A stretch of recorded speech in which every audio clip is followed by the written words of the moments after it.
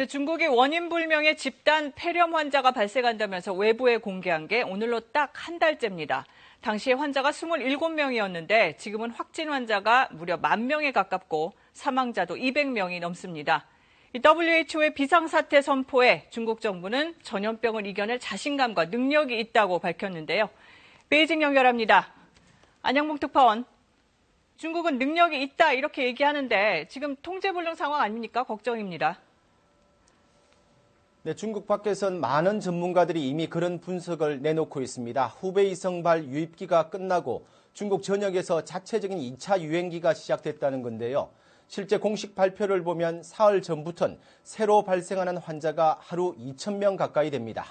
더 심각한 건 의심 환자가 이보다 더 가파른 속도로 증가한다는 건데요. 의심 환자 절반은 확진 판명을 받습니다. 네, 그렇다면 이런 사태까지 오게 된 건 뭐 때문이라고 중국 안에서는 진단하고 있습니까? 네, 전문가들은 가장 결정적인 문제로 중국 보건당국이 사태 초기 때 이 신종 코로나에 노출된 사람들의 범위를 너무 좁게 잡았다고 지적합니다. 그러니까 발생 시점을 10월 11일까지 거슬러 올라가서 환자와 접촉자를 찾아내고 이들을 차단했어야 하는데 그러지 못했다는 겁니다. 그러다 보니 수많은 감염자들이 대륙 전체로 빠져나가게 됐다는 겁니다. 후베이성에선 요즘도 의료 물자 부족을 호소하는 글이 올라옵니다. 중국의 의료 수준도 큰 이유로 보입니다. 네, 집에 있는 게 애국이라고 한다면서요. 이 중국 정부가 이동을 극도로 제한을 하고 있는데 효과가 있을까요?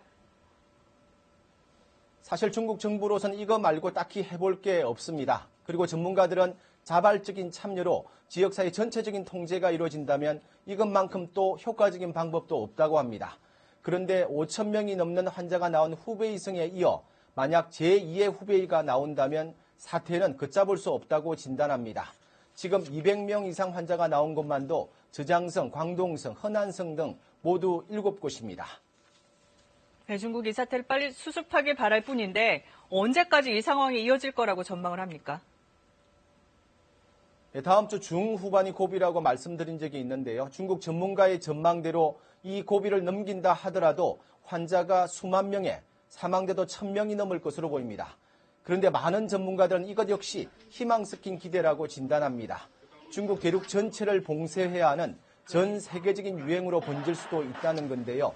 가장 인접국인 우리도 그에 맞는 장기적이고 체계적인 준비가 필요해 보입니다. 지금까지 베이징에서 전해드렸습니다.